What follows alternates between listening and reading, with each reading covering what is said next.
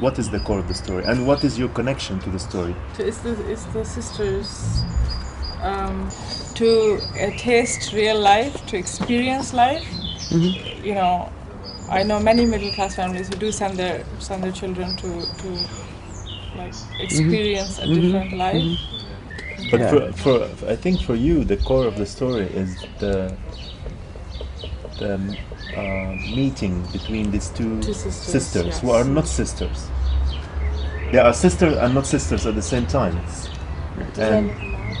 And then I think what comes, the rest, which is like around it, the family, is something that you can always solve.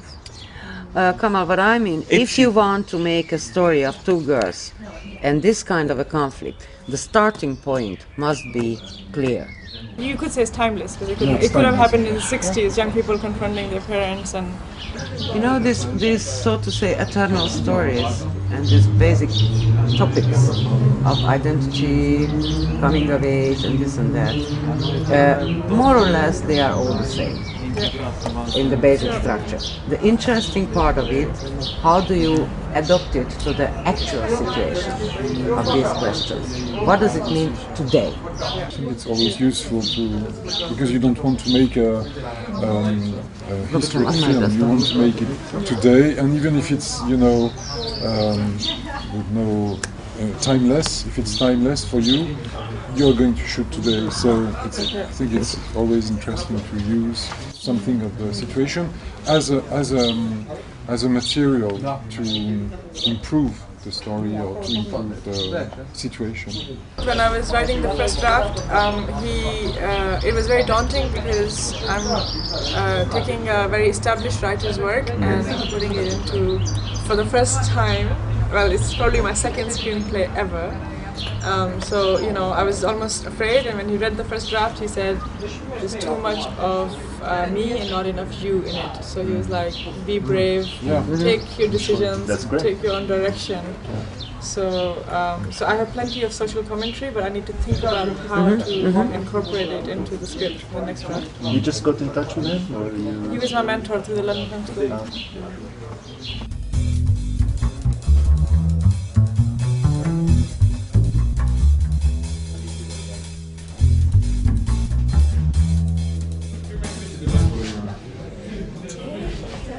These two kids never went in a foreign country. Yeah. It's their first time well, in another that's country. why I say it's easy. It's easy because that's easy adventures, you know. It's easy to make good scenes for this. Yeah, it's possible. Go to a village, look around, find the proper village, look around what are the elements you can use. And then you write something. Yes. And correct. then you cook something of it, out of it, you know? And then you have a ritual. Yes. And the real world. Find the things, the elements what you will use instead of recreate it, you know, and it will make a much more special film always. So you change the end, but you have to always start from the end to go back and to know where you're going to. I think it's very helpful. I think even thematically thinking about this idea of these two worlds, maybe the old paradigm was old world, new world, and maybe this character realizes that he has to exist. And what makes you change all this? Just development. I mean, we did a load since doing the application, because we did that thing you said at the beginning, like, I mean, how can we make a low budget? Like, what do we have available to us? We knew we didn't want to make it in the UK. What we read first was more it wasn't like a choral film, but it was more, you started from one character and you didn't really knew which was the main character, and now it's more clear, it's the guy who is the main character. Perspective-wise, I think this is the better way to go. It feels stronger. Yeah.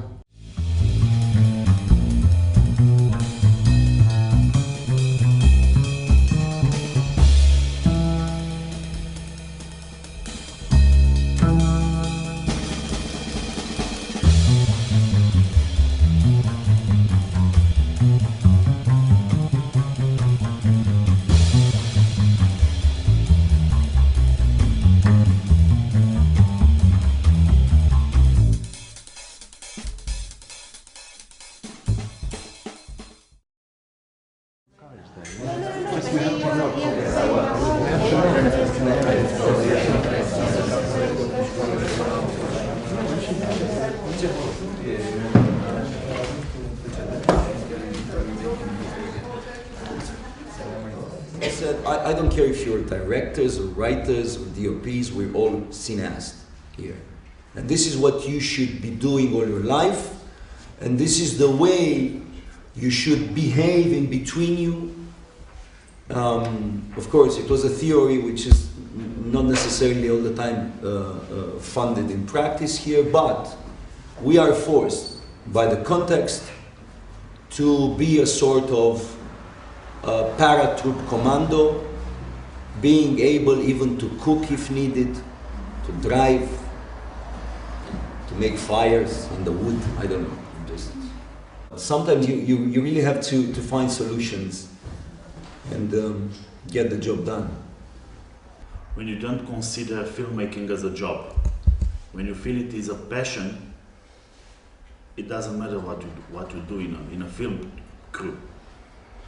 And you feel good even if you are on a set when somebody else, a colleague or a friend, is shooting and you can help with something. I think you feel very good. It's a daily fight with a lot of factors and not only money, people, maybe ideas, and in the end, yes, we have solutions and we succeed to I don't know, to win a prize or to have the appreciations of somebody. But you need to have the eager to fight and to know what you want. For every one of us, the basic nature is to make movies. And to make movies doesn't mean necessarily the authorship of the movie. You can be useful in so many ways, by helping, by sometimes even speaking and make therapy with people who are making films and are filled and full with problems. If you have passion for films, nobody can stop you. Nobody can stop you make anything, any film. I've been talking to one of your teams here, and it already emerged a project which might be as an idea coming from abroad, but has a potential to be developed locally and to be of an interest of a Romanian producer who might step in and say, you know what, I'm interested and I want to develop. So we're getting into a new era with the Romanian co-production system, because we are a co-production country in a way. We cannot do movies without you know, being two or three all together. And when Susie asked for a case study movie, I said, pick up Love Building, because I believe that's a great example for what a low budget would mean, because basically Love Building has no budget behind. You were all at the film school together? Yeah. Yeah? We started together. You started together, and then this idea of this film, at what stage were you still at the school when you had this idea? No, we met, so you finished. We actually met in 2002, the two of us, and Anna Apopian, the other screenwriter. We worked together all throughout film school, which we graduated in 2006, and then we did another master that we finished in 2010. But we basically got out of school, and we were working on all our films in film school, and Anna and Juana together with me, we were writing the scripts, and I would direct the films. So we were a very bonded team since film school, and then we continued like this, and hopefully we will for a very long time ahead. It is possible. I mean, people were so open-minded, and I think they are so open-minded when they see a lot of passion and a lot of, you know, people. We were, I think, 50 people who were just in love with cinema. That was basically it. Nobody was getting paid, nobody was getting rich out of this. We just wanted to make a film together. So I think this whole optimism and energy, it helped gather support. But the money stopped before the shoot, so that was it. And now we're... And I think it's great what's happening now, because the film got to have a distributor, a Romanian distributor, so it's going to be released in cinemas in September. And then it's going to be also, it was bought by two different TV channels, which is also great. One of them is HBO, another one is a very famous Romanian channel. So that's another good thing, because the film is going to be seen by a lot of people, and in the end, in a very, I don't know, romantic view. This is what we want. We want many people, many Romanians, and not only also foreign audience to have the chance to actually watch the movie. This wasn't supposed to be our feature depth, us as screenwriters, Julia as a director. Not at all. We've been working for another project for about 6 years now, right? Which is and breaking that's news, which you know. Yeah. that's still in development, basically, because I mean, lots of up and downs, and that first feature will become our second. Let's hope. And now people will invest in that film, presumably. It's opened some doors. We hope so. With what we were hoping now, but I mean, it's more for other people who are going to try the same recipe. We're hoping that love building will somehow open up the you know, this interest, both for films made for the audience in Romania, because this is somehow a problem. The Romanian cinema is very well regarded outside in festivals and internationally, but in Romania, unfortunately, people don't go to the cinema to watch Romanian films. I mean, people are not willing to invest by default in a Romanian film, knowing that audiences don't go to cinema. It had the opportunity to be screened in 2 different film festivals. One was in Bucharest in April, and now it's going to be screened also here in TIFF. It's been selected, so that's also very good. It has a proper. We didn't expect that, really. I mean, at the beginning when they were outside smoking, nobody thought we were going to end up here. Basically, the story is about the lack of communication between people that should be very close, parents and kids, but how Romanians live, what kind of work they have to do, and here in my script I was thinking that the mother takes care of an old lady who has Alzheimer, and the father works on a construction site, a very hard work and tough work. I want to explore this contrast, what happens in the little girl's mind and what happens in the real world. She wants to be with her parents. She feels in her way the lack of her parents. But she expresses like a fairy tale because it's easier for her to understand, but she's really suffering. The film, like the first act, would take place in Romania. Then the second and the third act would be in Italy. And again, a contrast between these two cultures. People from Italy would relate also to the story because there are a lot of Romanians working there for them, and there are big Romanian communities in Italy that interact with Italian people, and I think they will understand the story. It clearly lends itself to Romanian-Italian character. It's a universal thing. The immigration topic is typically a good topic for co-production, for European co-production, because there are Romanians everywhere in Europe. I mean, and actually, I think that Romanian cinema is quite now respected, and I'm sure that there are many people in the production company wanting to be involved in that kind of project. In terms of distribution, you know that if you have like distribution secured in various countries, you can apply for distribution subsidies in media, which is quite good actually. They are very good amounts. So if you have a distribution secured, especially if you come from Romania or Eastern Europe, so that's something to consider.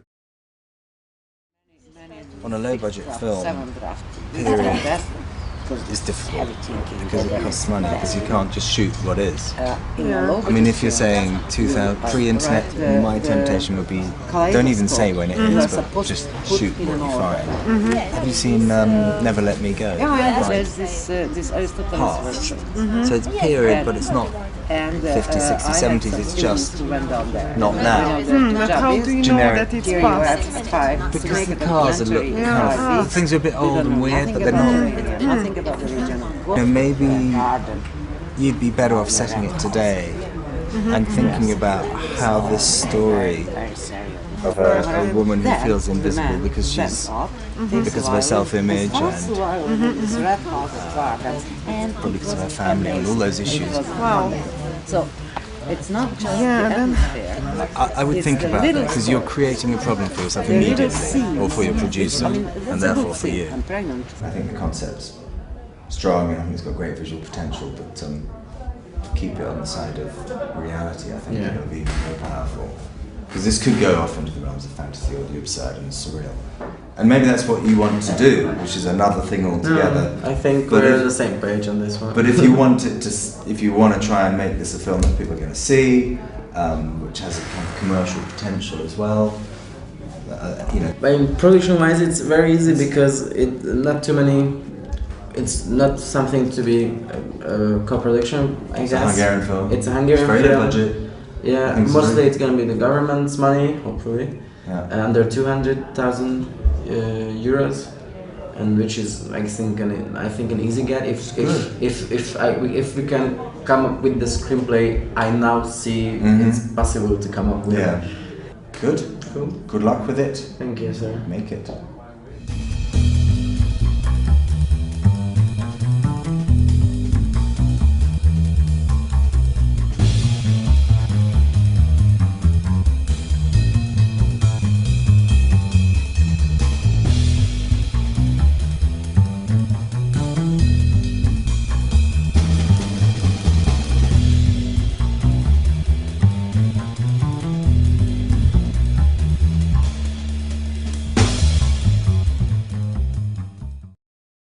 I'm a writer myself, actually. The problem for me as well is that the further you get with a project, the more worried you become in some sort of way, the more heavy it becomes, the more difficult it becomes to move things about. And one of the things, particularly in low-budget filmmaking, that you have to have is like kind of mental flexibility. You have to be able to go, okay, I can change that, or I can think like this, or I think that the point about it is when you're in a rewriting process, you don't want to just approach rewriting from a mechanical point of view, because once you get mechanical, then it starts to feel mechanical. So you kind of have to keep on bringing like bits of creative life back to that thing. I mean, this is part of this idea about going back to being kind of kids in a way, to kind of find your most innocent way to approach creativity in some sort of way. This is a game called drawing with two hands. When you're drawing, I want you to concentrate to cross your hands as much as you can, to do the crossing of your hands. The other thing is I want you to try and draw something or things rather than abstracts, because abstract's quite easy. I want you to kind of like actually try and draw things in a scene, for instance. They don't have to be a scene, but just one object followed by another object or something like that. Daydream on the page, adding one more thing to another thing, and just see what you find yourself drawing. When I was at school, I was thrown out of the class for daydreaming, and now it's my job. I think what you've got to do is tell the story as it happened, and then decide how you want to tell the story from a film point of view. What is the centre of this thing? The core of the story is this place where all these people gather. They're kind of outsiders, and where they find kind of a shelter from life. In the kebab store? Yeah, in the kebab store. I actually think the idea of building a story around a location like kebab house, and the people who might meet or know each other or work in that place as a sort of something that unifies these people from very different backgrounds could be quite interesting, even from a production low-budget point of view. And one of the things I'm really spotting is this idea that the locations are a really handy determinant of something that you could do on a low budget.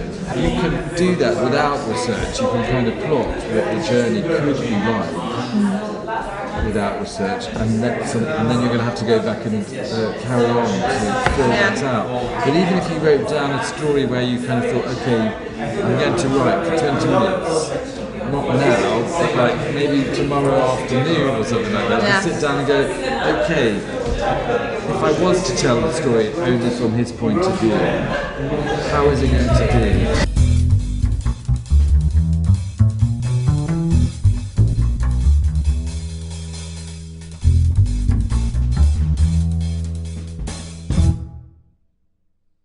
So I decided to do by myself. So I asked my parents to borrow me some money. And, which was about 30,000, I think. Yes, 30,000 euros. They did it. And I did the film all alone with this money. And I'm very happy that I took the decision.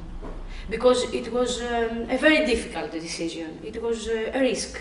I found all of these people, the actors, the collaborators, the technicians, who believed in the script and who trust me.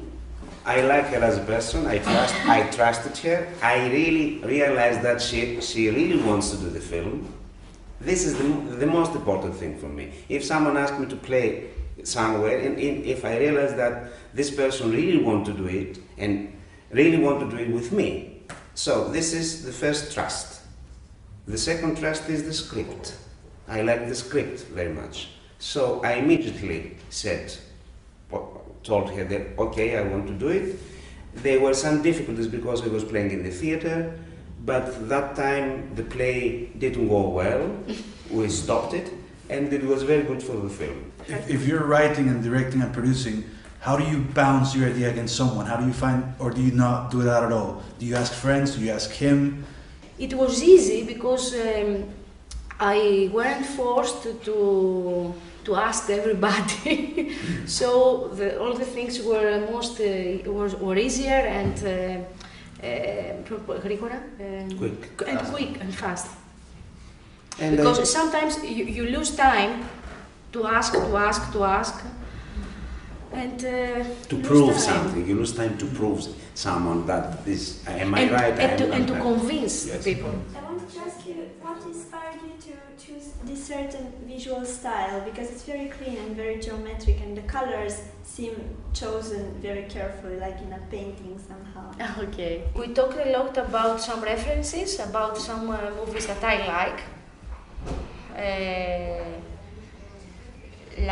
Haneke's movies, like Ulrich Seidel's movies, like Carlos Reigada's movies. So we talked a lot about these directors and their movies, and that's all. The nature, and or you can think about it in terms of magnetic, the pushes and the pulls between characters. Okay? And that's an exercise you're going to do together. And you can use a new piece of paper.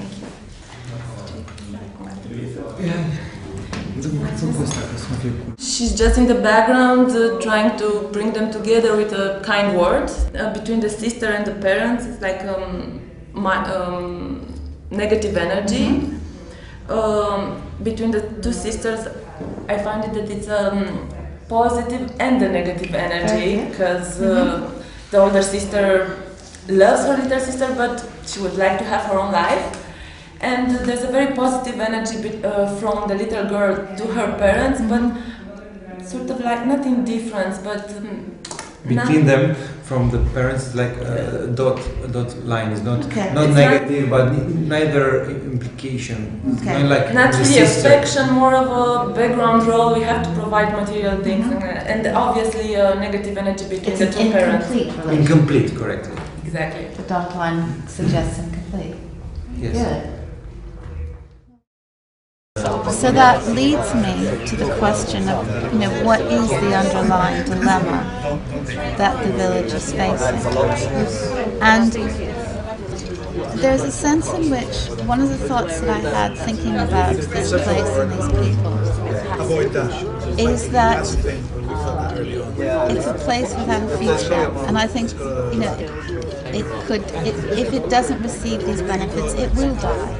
So that the pregnant bride is a symbol of fecundity. And I think that Anna can have a son, but I think 13 is too young. And I think he needs to be at that age where he's just about to leave. So he's 17, however old you are, go to university. So what worries you? You shouldn't be worried. What scares me in writing is that it has to be long, it has to be very expanded. Basically, now you have listened to people, and people have always an opinion. Even if you have the perfect script, somebody will read it and will tell you, this is my opinion, you can improve here and there. So it has no limit, sharing your thoughts and your ideas with other people. Yes. Because sometimes it becomes very unhelpful. Mm-hmm. You know what I mean? Mm-hmm. You should just sit down and write. Yeah, and I agree with you. And I think the time has come for you now to sit down, focus, and listen to your voice. And nobody can help you, in fact, in the end, you know? Yes. Because this is your film, and you will have to find your way to make it the way you want to make it.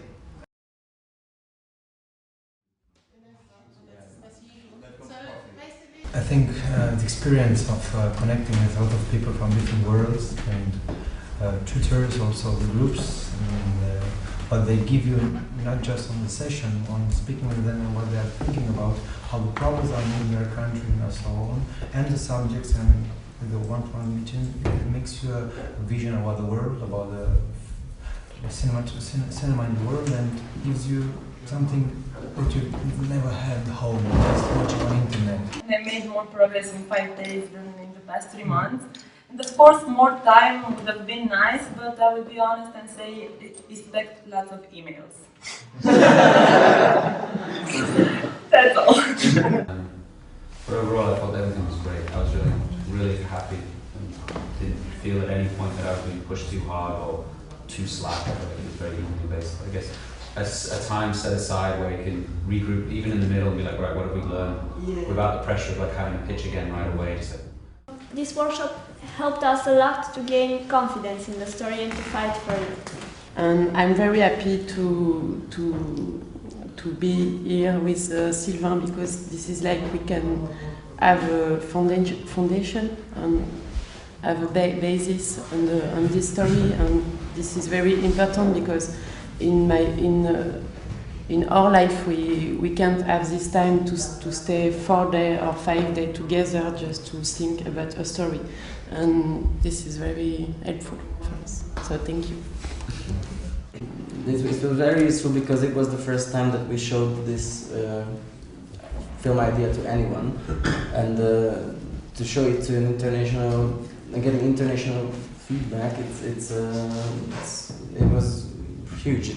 I think it's a jump start for that project. I think that you need to get onto this feedback, take lots of notes, and basically come back home, settle down, and go back to work. That's how I think things should be done. Because in the middle of a workshop with lots of comments, some of them being very contradictory, I think it's a bit dangerous to be writing during it. That's just And I think it's very good. I think it's done very well. And, I found it very inspiring to be here and to share, your experience and to listen to what people are involved in now. The energy and the thinking that everyone has had, I've had a great time to hear what you're thinking about, and it's strange because as you get to know the films and even hear your thinking processes, which are kind of almost more important. I don't know whether this is like an administrative nightmare, but it might be worth to put in somehow into the program, like a Skype meeting scheduled for like 2 months' time. Something I like very much is I felt very involved in every project, and I think it's also coming from an idea of this, of the way you put it, this session. It's the way it works on frustration, I think. What I really liked was a lot of people are here from Making Waves, and so it's like a reunion sort of thing, and so you see progression, and I think it's a shame we can't do this twice. The miracle, the magic of the people being here, and I was very happy to be with you. I was very impressed by how much you were open and how much you were you are eager to change your stories, a thing which at the film school usually don't happen because people are stubborn, teachers are tired, and so on. And last but not least, I'm very happy to be with all the other colleagues here, and it's a nice group. I think the secret is Susie Gillette because, and this is why it's not a boring development workshop.